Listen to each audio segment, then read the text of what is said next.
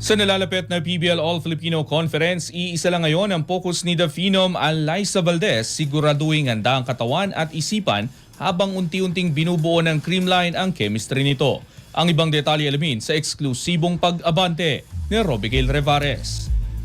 Sports Now. Sports Now. Exclusive.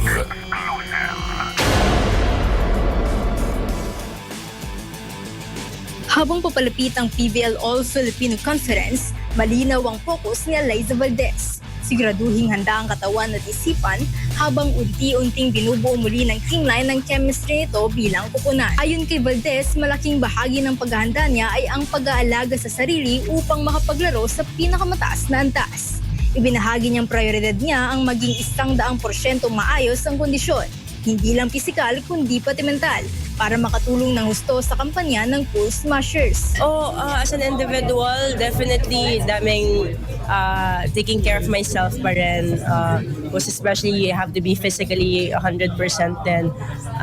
Yun lang, I think mentally, physically, yun yung pinaghahandaan ko talaga. Bukod sa overall fitness, binigyan din niya ng pansin ang mas maliliit na detalye ng laro, tulad ng passing, first ball at depensa sa net. Mga aspeto na anya'y madalas maging susi sa dikitang laban. Papasok ang creamline sa conference na unti-unti nang nabubuo muli ang kumpletong roster, bagay na nagbibigay ng positibong enerhiya sa grupo. Gayunman, aminado si Valdez na kailangan pa ring pagtrabahuhan ang samahan sa loob at labas ng court matapos ang mga pagbabagong pinagdaanan ng kupunan. Goal namin is to actually be siguro to play well and to give a good fight to all the teams and syempre to be physically and mentally healthy.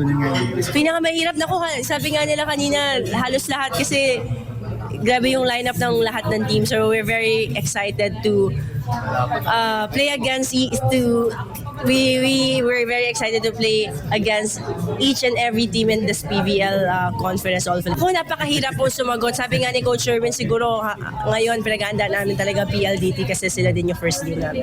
Habang halos lahat ng kupunan sa liga ay nagpalakas ng lineup, may isang pangalan na agad tintukan ng creamline sa kanilang paghahanda.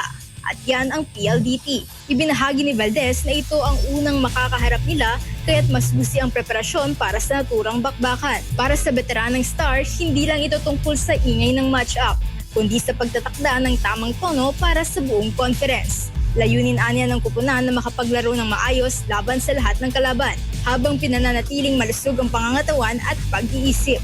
Sa harap ng mas kompetitibong liga at isang kupunang muling hinahanap ang pinakamahusay na timpla, tinatanggap ng creamline ang hamon. Simula sa maagang pagsubok kontra isa sa pinakamatitibay na kupunan sa PBL. Ako si Robigail Revares, Abante Sports, nauna.